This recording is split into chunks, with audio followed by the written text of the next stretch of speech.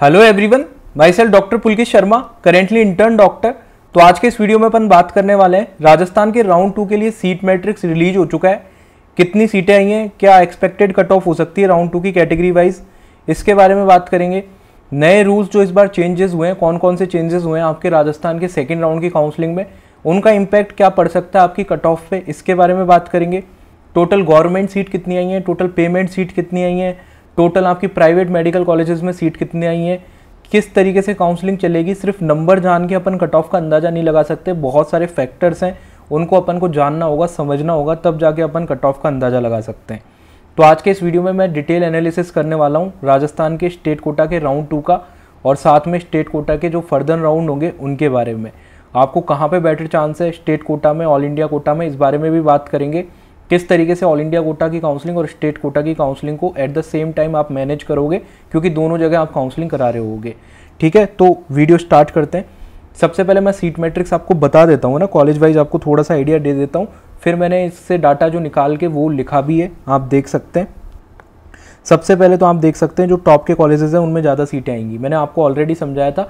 आप सोच रहे होगे नीचे के कॉलेजेस में ज़्यादा सीटें आएंगी, जो नए कॉलेजेस हैं या फिर जो 1-2 साल पहले खुले उनमें ज़्यादा सीटें आएंगी, पर आप देख सकते हो जो टॉप के कॉलेजेस हैं, ठीक है, कोटा, अजमेर, उदयपुर, जयपुर, ठीक है, जोधपुर, बीकानेर, इन कॉलेजेस में आपकी ज़्यादा सीटें। ऐसा इसलिए क्योंकि ऑल इंडिया कोटा में ये बच्चे ट्राई करेंगे सेकेंड राउंड में बेटर कॉलेजेस के लिए। ये एम्स वगैरह दिल्ली के कॉलेजेस के लिए ट्राई करेंगे। इनकी रैंक अच्छी है, इनकी रैंक 3000 में, 5000 में, 2000 में, इस तरीके की रैंक है। या तो इन्होंने ऑल इंडिया कोटा के फर्स्ट राउंड में कॉलेज अलॉट करा लिया था, वो ज्वाइन कर लिया होगा। स्टेट के फर्स्ट राउंड में भी इन्होंने अलॉट करा लिया होगा, रिपोर्ट नहीं करा होगा इसलिए सीट आ गई यहाँ पे। या फिर इन्होंने ऑल इंडिया कोटा के फर्स्ट राउंड में फ्री एग्जिट भी कर दिया होगा, साथ में स्टेट के फर्स्ट राउंड में भी फ्री एग्जिट कर दिया होगा। पर ये ट्राई करेंगे ऑल इंडिया कोटा के सेकंड राउंड में एम्स के लिए, दिल्ली के कॉलेजेस के लिए, जिपमर के लिए, बीएचयू के लिए, इस तरीके के कॉलेजेस के लिए ट्राई करेंगे। तो टॉप के कॉलेजेस में ज़्यादा सीटें आती हैं। बाकी जो नए कॉलेजेस हैं उनमें कंपेरेटिवली आपकी सीटें कम हैं। वो इसलिए कम सीटें हैं क्योंकि यहाँ पे बच्चों को ज़्यादा कॉलेज अच्छे ऑप्शन नहीं होते। उनके पास ऐसा नहीं होता कि एम्स का कॉलेज मिल जाएगा या दिल्ली का कॉलेज मिल जाएगा, इसलिए वो राउंड 1 में रिपोर्ट कर देते हैं और कॉलेज अलॉट करा लेते हैं। सेकेंड राउंड में वो अपग्रेड कराते हैं। इस तरीके की अप्रोच होती है जिन स्टूडेंट्स को नए कॉलेज मिलते हैं। कंपेरेटिवली ज़्यादा बेटर कॉलेज राजस्थान में नहीं मिलते। ऑलरेडी आपको एक्सप्लेन करा था कि जो ज़्यादा बेटर कॉलेज होंगे उनमें ज़्यादा सीटें आएंगी। ठीक है, अभी आप देख सकते हो इस तरीके का सीट मैट्रिक्स आपको दिखाई दे रहा है। टोटल अगर मैं सीटों की बात कर लूँ तो आपकी जो टोटल गवर्नमेंट सीट है वो 595 है। मैं कंपेयर भी करूंगा इस नंबर को पिछले साल के नंबर से, पिछले साल कितनी थी।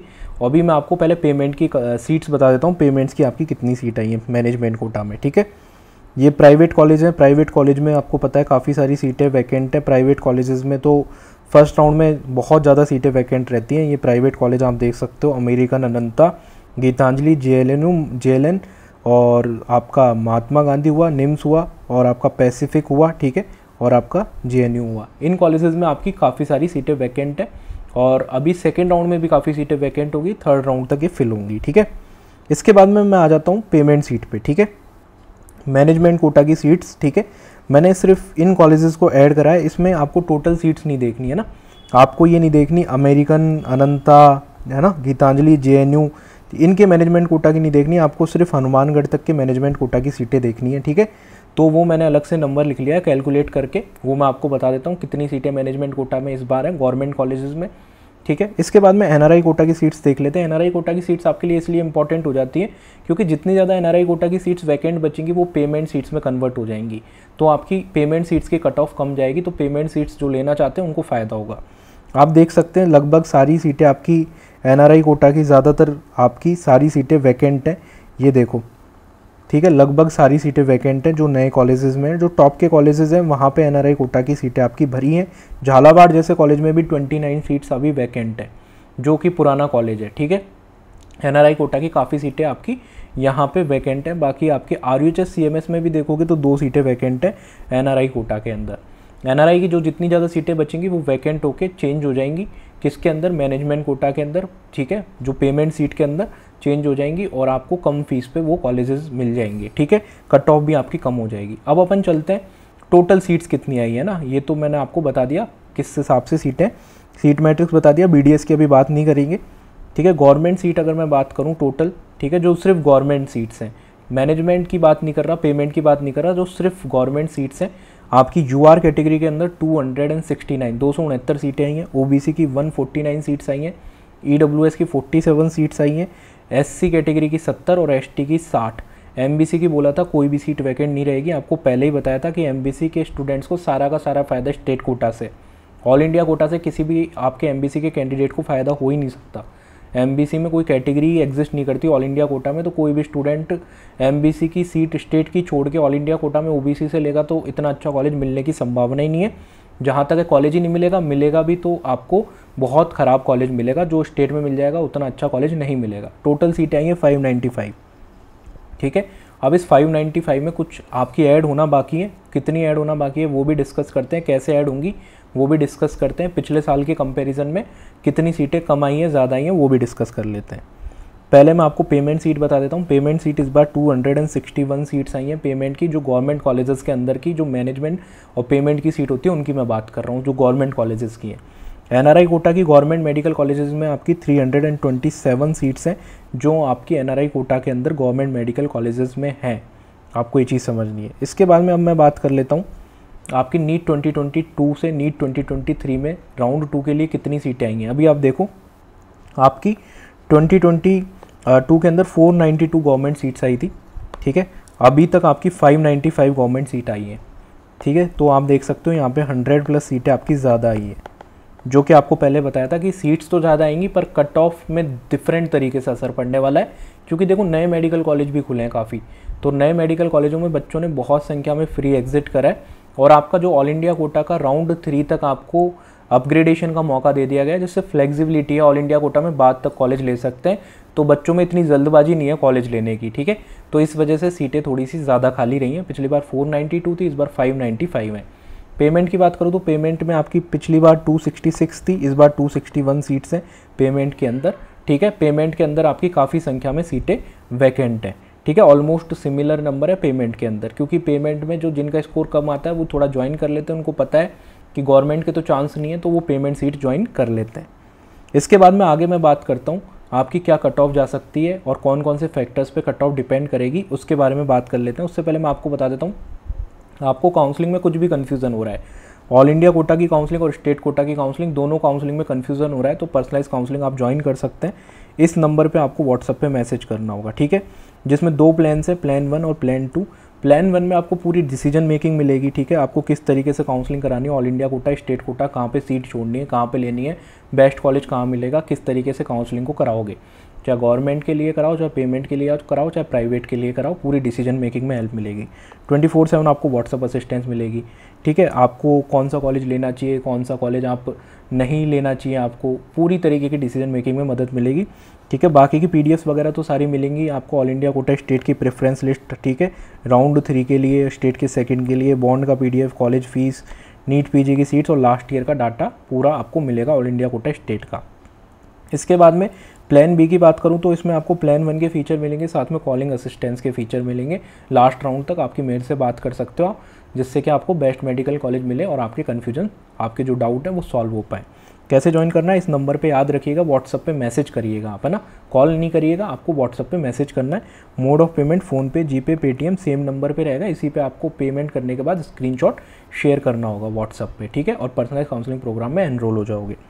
अब इसके बाद में अपन बात कर लेते हैं राउंड 2 की कट ऑफ कितनी जा सकती है। राउंड 2 की कट ऑफ कौन कौन से फैक्टर्स पे डिपेंड करेगी, क्या क्या चेंजेस आए पिछले साल के कंपैरिजन में, तो अभी मैं आपको बात कर लेता हूँ। पहली बात तो ये ऑनलाइन राउंड है, पिछले साल की तरह ऑफलाइन राउंड नहीं है, ठीक है। इसमें फ्रेश रजिस्ट्रेशन भी करेंगे कुछ बच्चे, ठीक है। जब ऑनलाइन राउंड है तो आपको एक चीज़ समझनी है, जब चीज़ ऑनलाइन होगी तो हर कोई स्टूडेंट, चाहे उसने ऑल इंडिया कोटा के सेकेंड राउंड में सीट ले लिए नहीं लिए, वो ऑनलाइन रजिस्ट्रेशन कर सकता है, ऑनलाइन सीट अलॉट करवा सकता है। सीट अलॉट करवा लेगा तो फिर नुकसान होगा। पिछले साल तक जो ऑल इंडिया कोटा के सेकंड राउंड में ज्वाइन कर लेते थे, उनके डॉक्यूमेंट जमा हो जाते थे, वहाँ पे स्टेट के सेकंड राउंड में पार्टिसिपेट ही नहीं कर पाते थे, क्योंकि ऑफलाइन होता था, डॉक्यूमेंट जिनके पास होते थे वही पार्टिसिपेट कर पाते थे। अभी हर कोई पार्टिसिपेट कर लेगा, हर कोई कॉलेज अलॉट करवा सकता है, जिसकी वजह से आपको लॉस होगा। मैं आपको बताते जा रहा हूँ किन किन वजह से आपको लॉस होगा, किन किन वजह से आपको प्रॉफिट होगा, ठीक है। आपका फ्रेश रजिस्ट्रेशन है, इसकी वजह से भी लॉस होगा। जितने ज़्यादा बच्चे फ्रेश रजिस्ट्रेशन कराएंगे उसकी वजह से लॉस होगा। स्टेट के फर्स्ट राउंड में कुछ बच्चे सोचते हैं ऑल इंडिया कोटा से टॉप के कॉलेजेस लेते हैं, फिर सेकंड राउंड तक उनको समझ आता है ऑल इंडिया कोटा में जाने का कोई सेंस नहीं है, अपने स्टेट कोटा में रहना ज़्यादा बेनिफिशियल है, इसलिए वो फ्रेश रजिस्ट्रेशन करते हैं। उनकी रैंक भी अच्छी होती है, 1500 जो 2000 रैंक तक उनकी होती है, पर वो राउंड 1 में रजिस्ट्रेशन नहीं करते, फ्रेश रजिस्ट्रेशन वो कर रहे होते हैं। जितने ज़्यादा फ्रेश रजिस्ट्रेशन होंगे उतना ज़्यादा नुकसान होगा।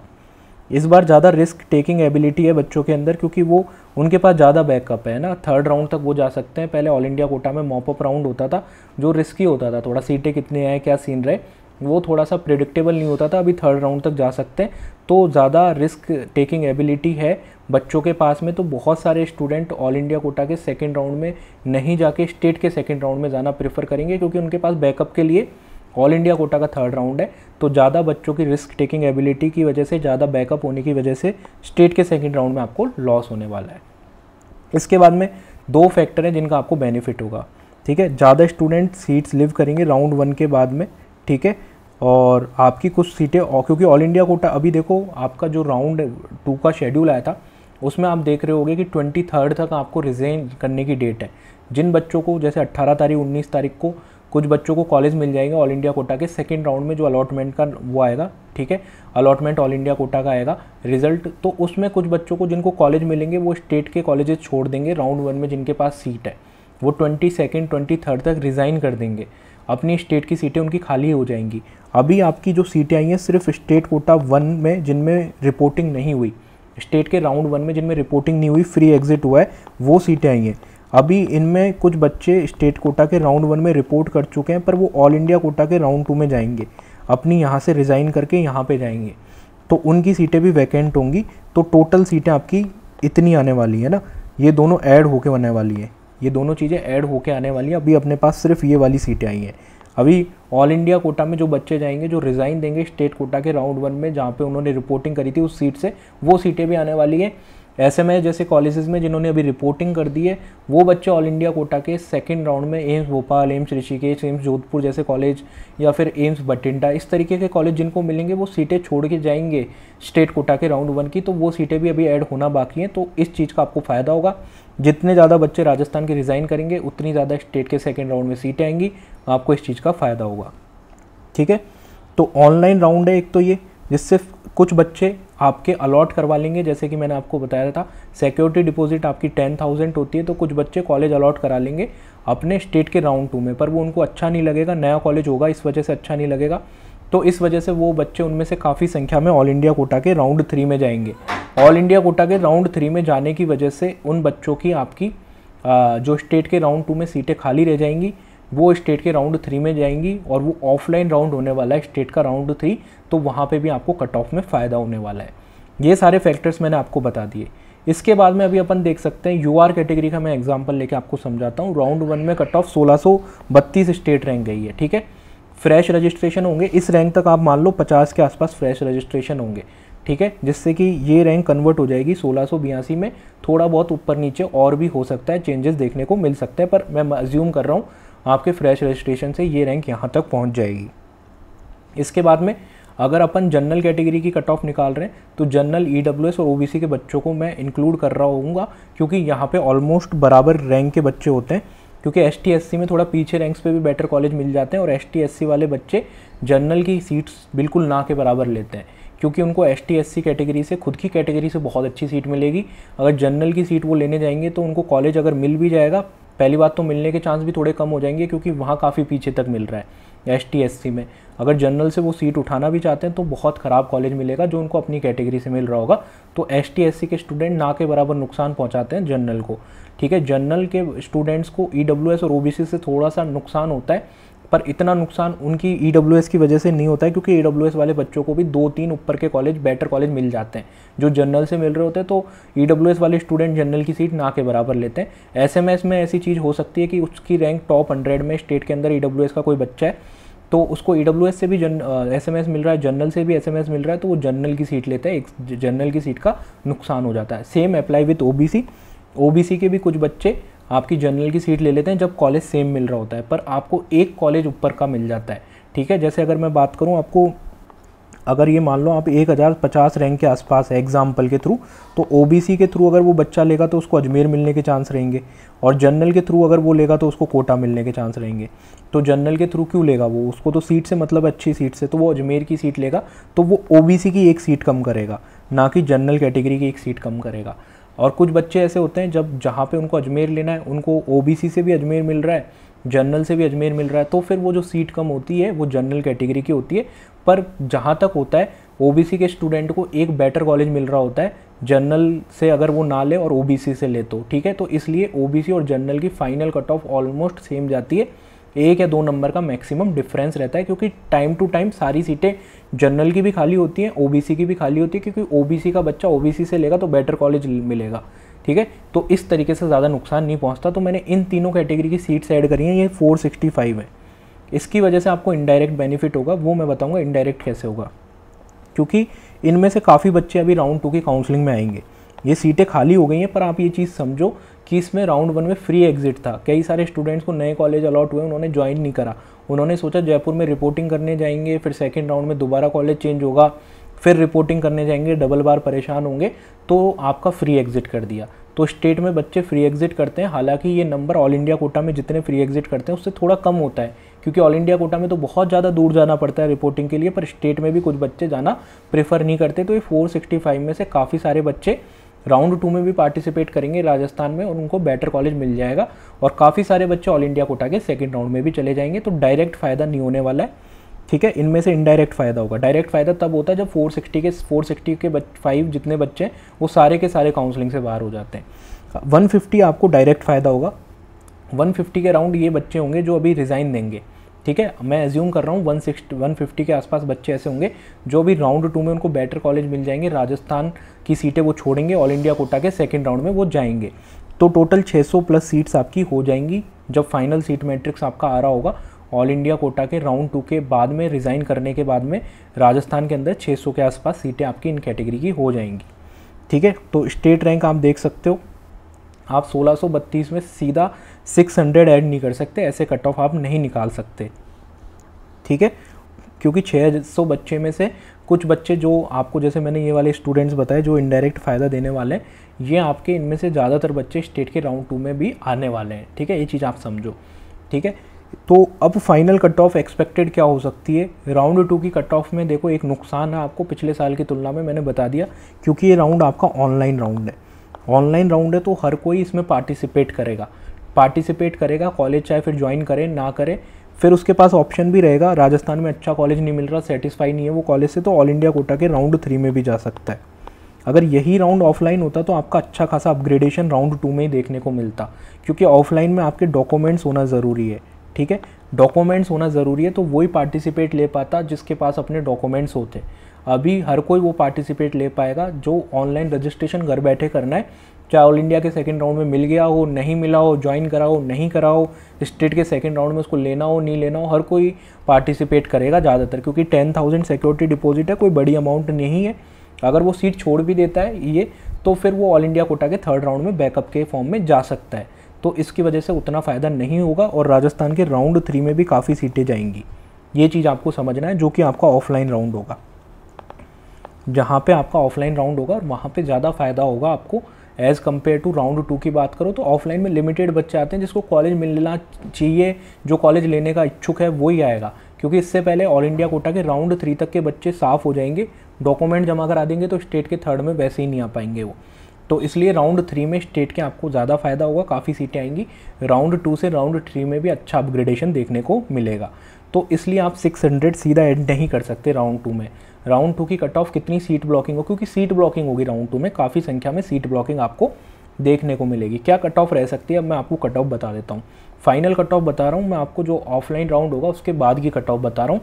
सेकेंड राउंड की कट ऑफ आपको मैं नहीं बता रहा, फाइनल कट ऑफ मैं बता रहा हूँ। यूआर कैटेगरी में 2200 स्टेट रैंक, ठीक है। 2200 स्टेट रैंक कौन सी बता रहा हूँ, ये वो स्टेट रैंक है जो आपकी फाइनल मेरिट लिस्ट में है, ठीक है।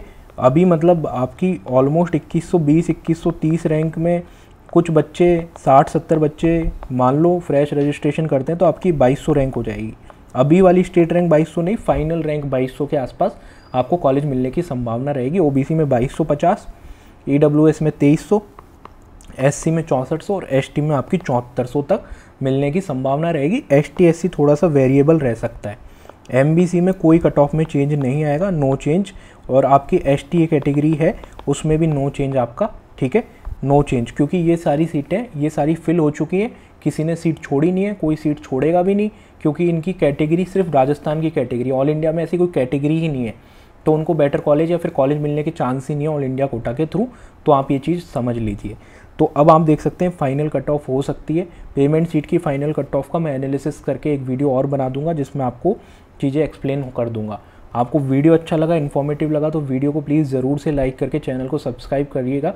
काफ़ी डिटेल में एनालिसिस मैंने आपको करके बताई है चीज़ें। कोई डाउट रह गया तो आप कमेंट सेक्शन में पूछ सकते हैं। पर्सनलाइज काउंसलिंग ज्वाइन करना चाहते हैं तो इस नंबर पे व्हाट्सअप पे मैसेज करना, ठीक है।